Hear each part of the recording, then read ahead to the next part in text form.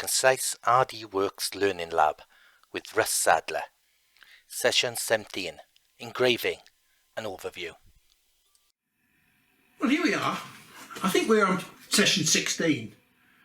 Now, we've done nothing with this machine up to now, except try and understand the technology and the various parts of the machine. Because, first of all, you are the only one that's going to be responsible for servicing and looking after the machine when it goes wrong. But I hope what we've done so far by taking you through the various elements of the machine will take some of that instant fear away when something goes wrong. It will hopefully make you stop, think, look at the various things that may have gone wrong in the chain and work your way back to find out what the problem is. Now, the mechanics of the machine are not really an issue because they're just bits of metal, screws, wire, etc.